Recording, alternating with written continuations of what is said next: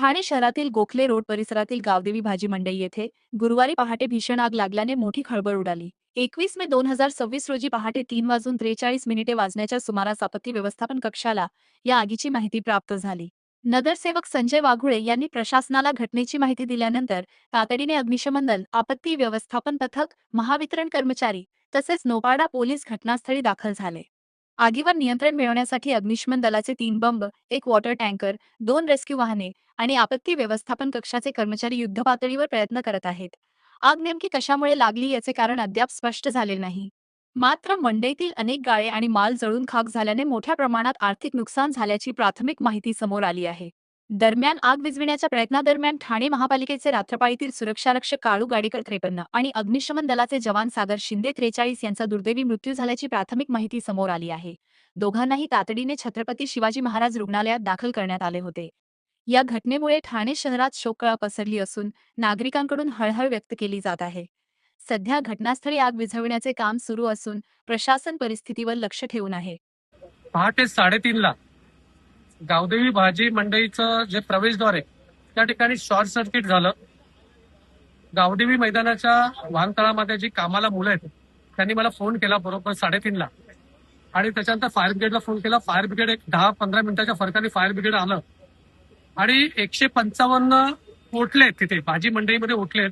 त्याच्यामध्ये 50% वरती कपड्याची दुकान आहेत, चपलाची दुकान आहेत आणि ही आग कपड्याच्या दुकानाला आग लागल्यानंतर तशीच आग वाढत गेली आणि सर्व कपड्याची दुकानं ही जळून खाक झालेली आहेत। दुर्दैवाची बाब अशी आहे की आमचे महानगरपालिकेतले 2 कर्मचारी, एक गाडेकर म्हणून काळू गाडेकर म्हणून आहे सुरक्षा रक्षक आणि सागर शिंदे म्हणून अग्निशमनचा कर्मचारी, यांचा दुर्दैवी मृत्यू झालेला आहे। फायर ब्रिगेडचे कर्मचारी या ठिकाणी सर्व बाजूने आलेले आहेत आणि त्यांनी आग आता आटोक्यात आणलेली आहे, परंतु प्रचंड नुकसान झालेलं आहे। त्या ठिकाणी जे व्यवसाय करणारे गाळेधारक आहे कमीत कमी एका दुकानदाराचं 5 लाखाचं नुकसान झालं असेल, असं जवळजवळ 155 गाळेधारकांचं नुकसान झालं। त्यामुळे फायर ब्रिगेडच्या कर्मचाऱ्यांनी आता आग आटोक्यात आणलेली। माझी एक प्रशासनाला विनंती आहे की आमचं महानगरपालिका स्थापन झाल्यानंतर जवाहरबाग अग्निशामक केंद्र जे होतं दादोजी कोंडवच्या इथे ते हलवण्यात आलेलं आहे। ते तात्काळ त्या ठिकाणी परत पुन्हा चालू करण्यात यावं, कारण स्टेशन परिसरामध्ये 6-7 लाख लोक ये जा करत असतात। या ठिकाणी मोठी हॉटेल आहेत, कमर्शियल ऑफिसेस आहेत। फायर ब्रिगेडला पोहोचायला नितीन कंपनी आणि बाळकुंवरला पोहोचायला या ठिकाणी अर्धा तास लागतोय आणि पूर्वीचं जे जवाहरबागचं फायर स्टेशन होतं ते तात्काळ त्या ठिकाणी आणण्यात यावं। पहाटे 3 वाजता मला पेपरवाल्याकडनं एका कॉल आला की असं आहे, आम्ही नॉर्मली नौपाडा रक्षक म्हणून ऍक्टिव्हिटी करत असतो। 3:10 3:15 मी इथे आलो, तोपर्यंत आम्ही आपत्कालीन आणि फायर ब्रिगेडला कॉल केले होते। त्यांच्या गाड्या यायला थोडा विलंब झाला। त्याचं कारण असं आहे की जे जवाहरबागचं जे फायर स्टेशन आहे ते आता शिफ्ट झालंय रुस्तमजीला, म्हणजे बाळकुंज।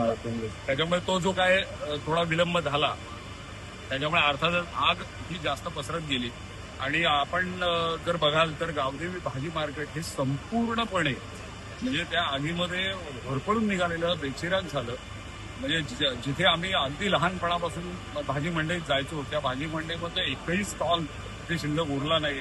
हे बघताना खूप भयानक म्हणजे भावनिक सगळे झाले होते। पण ती आग नियंत्रणात आणण्यासाठी मग अग्निशमन दलाच्या संपूर्ण गाड्या आणि सगळी टीम सगळी सज्ज झाली। दुर्दैवानं त्याच्यामध्ये एक सुरक्षा रक्षक जो महापालिकेचं इथे कार्यालय आहे नौपाडा विभागाचं, तर तिथल्या सुरक्षा रक्षक आहे त्यांना देवाज्ञा झाली आणि अग्निशमन दलाचे एक कर्मचारी आहे त्यांना देवाज्ञा झाली। आणखीन एक जण जखमी आहे। मला असं वाटतं परिस्थितीवर नियंत्रण आता बऱ्यापैकी आलंय, पण ज्या पद्धतीनं आग लागली आणि ती पसरली ती जवळजवळ प्रत्येक ठिकाणी वेगवेगळे कट्स आहेत आणि त्या प्रत्येक ठिकाणाहून धूर यायला लागला होता।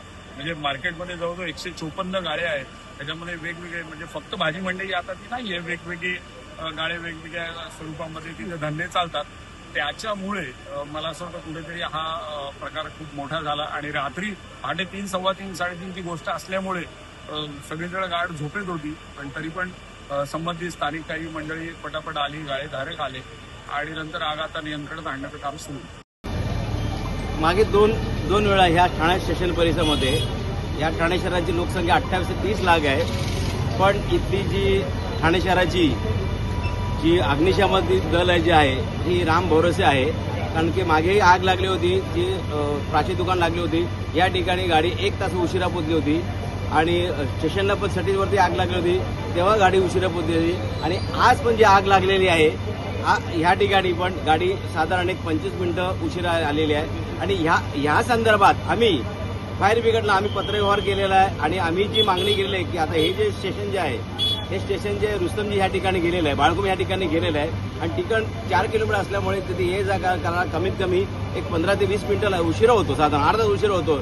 आणि आम्ही मागणी केली होती की दाजीरकोंडे याच ठिकाणी ते स्टेशन करावं. पण जे फायर ब्रिगेडचे अधिकारी झळके साहेब म्हणून आहेत, आम्ही त्याच्या पाठपुरावा करतोय. झळकेने काय सांगितलं की आमच्याकडे सुरक्षा म्हणजे आमच्याकडे मनुष्यबळ एवढं नाहीये. अहो, ठाणे महानगरपालिकेचं एवढं बजेट असताना तुम्ही म्हणता की मनुष्यबळ नाहीये. आणि मला असं म्हणायचं आहे की आज एवढी मोठी आग लागल्यानंतर सन्माननीय आयुक्त साहेब आहेत कुठे? म्हणजे का आग विझल्यानंतर फोटो काढायला येणार काय? माझं असं मत आहे की ही जी आग लागलेली आहे आणि याच्यामध्ये जे मृत्युमुखी पडलेत ते सदोष मनुष्य गुन्हा जो आहे सन्माननीय आयुक्त साहेबांनी दाखल करा आणि झळके यांच्या दाखल करा. कारण यांच्या चुकीमुळे आज आमचे 2 ठाणेकर गेलेले आहेत आणि सर्व जबाबदार माननीय आयुक्त साहेब तसे झळके जे आहेत.